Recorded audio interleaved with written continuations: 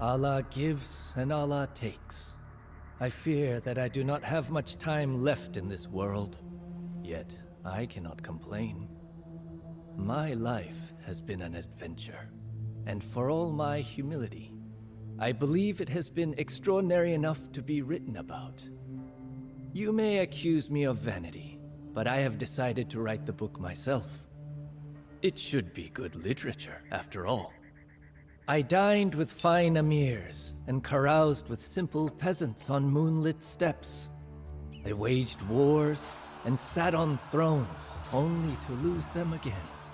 And it all began in the maelstrom of intrigue and bloody skirmishes that was my beloved Transoxiana, the melting pot of Persian high culture and nomadic traditions. To the east of Samarkand, my father ruled the fertile slopes of the Fergana Valley. Like all heirs of Tamerlane, he was a proud Timurid who sought to imitate his great ancestor. Unfortunately, Allah had not blessed him with a knack for warfare.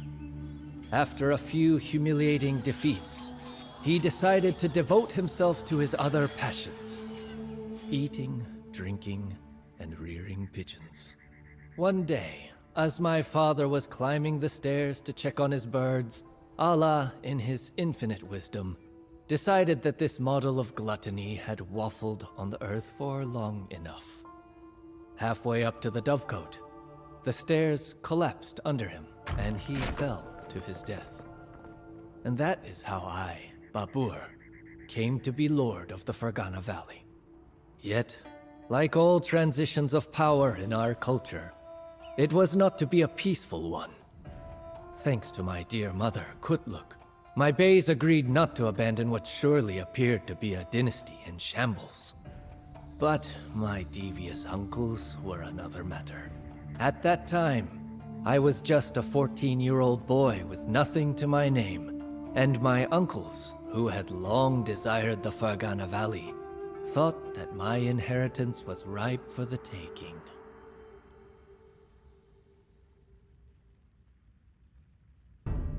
On a moonless autumn night, we overcame the walls of Samarkand. The city's merchants and dignitaries were thrilled to receive me and praised my sense of justice, as they had heard that I did not tolerate looting among my soldiers. Yet when Shaybani Khan returned in the spring and Uzbek soldiers blocked the trade routes, their enthusiasm quickly evaporated. Before long, a famine broke out in the city. As the weeks wore on, more and more of my men left Samarkand under the pretext that they might catch a few sheep outside of the walls. None of them were ever seen again. In the end, I realized that I had to gamble for my survival. With my last loyal followers, I snuck past the besiegers during the night and sped towards the Fergana Valley to procure provisions and reinforcements. When we reached the valley at dawn, 2 riders came bringing terrible news. In my absence, one of Shaybani's generals had made himself the new master of Fergana. I felt like my father must have when the stairs gave way under him. I had stretched my luck too thin and lost the land of my forefathers to the invaders. So it was that I, the great Babur who so recently had sat upon Tamerlane's throne in Samarkand, was now grateful for every watery bowl of millet porridge that I could get my hands on. I was in a pitiful state. My so-called army consisted of 15 riders, only 3 of which had swords. Hungry and battered, we spent the nights in the wild, and my mother slept in our only remaining weatherproof tent. Oh, Kutluk, my dear mother. Without her, I would have been hopelessly lost. Brave and indomitable, more skilled with her bow than any of my soldiers. She was a Mongolian princess sprung from the old tales. I am not ashamed to admit that I often cried myself to sleep in her arms in those awful days. She would tell me the legends of Genghis Khan and Tamerlane, and the painful setbacks that they had to endure before their days of greatness finally came. Just as they would for me. My mother turned out to be right. After 3 years of hardship, a messenger arrived from distant Herat. My uncle, Hussein Baikara, the last reigning Timurid, sought a capable commander to lead the city's defense against the Uzbeks, who were now hovering around Herat like vultures. It was an opportunity that I could not pass up.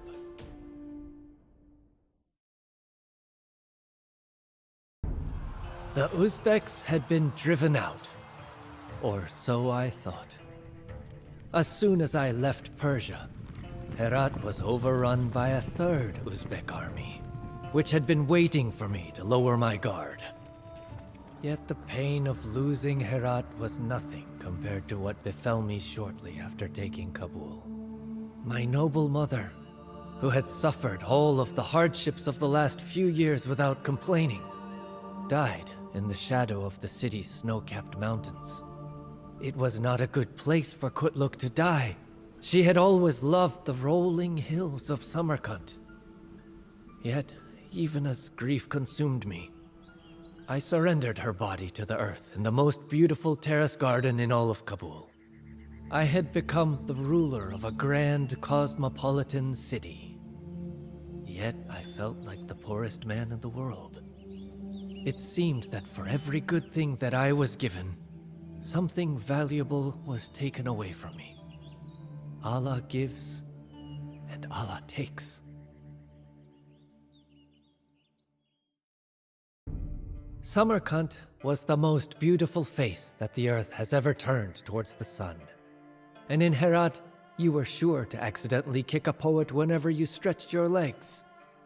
I missed both of these cities dearly, but my new capital was not too shabby either. With skies filled with herons and cranes, surrounded by breathtaking mountains and hills dressed in fruit orchards, Kabul was a jewel in the wilderness. This unending loveliness inspired me to beautify the city even more. New palaces were erected and mosques established. Trees were planted and gardens built, the most beautiful in the world, mind you. The money required for these lavish projects came easily, as Kabul lay at the heart of the Silk Road. And the trade caravans from northern India brought not only sweets and aromatic roots, but also interesting news. The Indian city-states beyond the mountains were still recovering from Tamerlane's invasion 100 years earlier. Apparently, they were weak enough to offer little resistance to a determined invader. I had to get to the bottom of these rumors, so I organized an expedition to Hindustan. And since you can always combine the useful with the pleasant, I decided to carry out the expedition as a raid.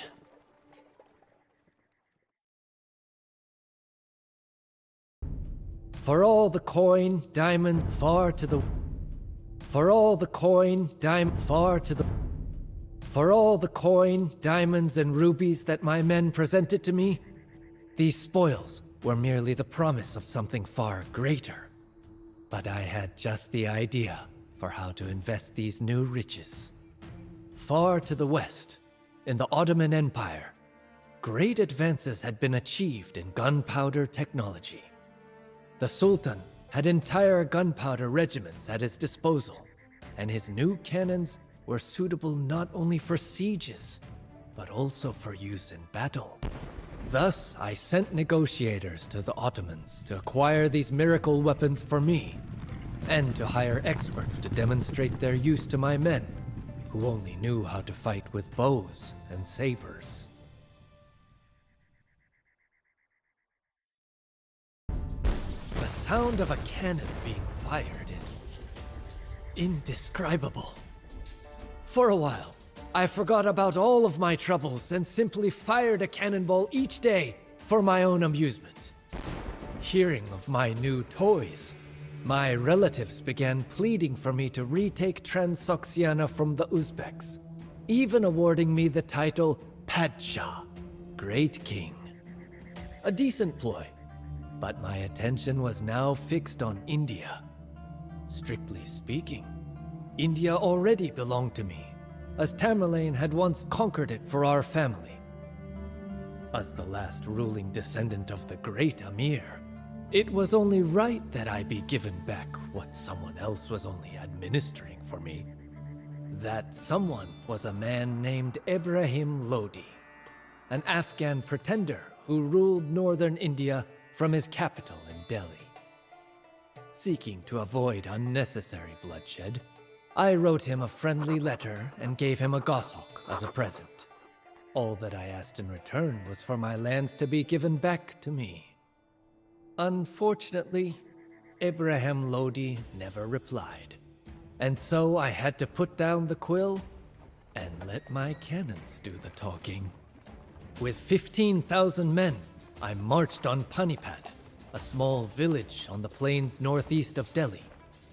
Ibrahim, for his part, mobilized an army of 100,000.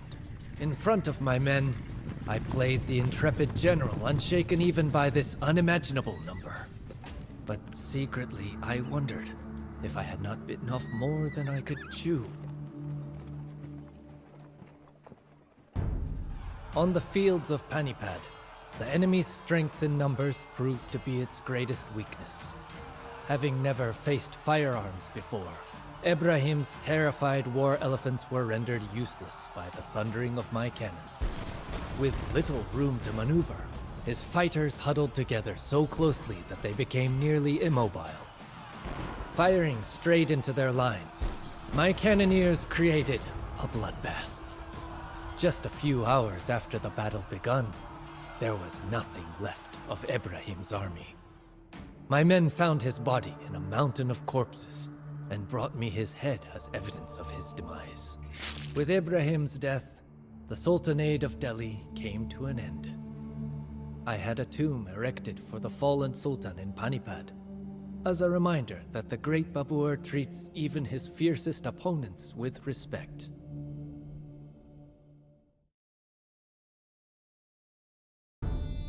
Having established myself as the new ruler of northern India, I set out to explore my new realm.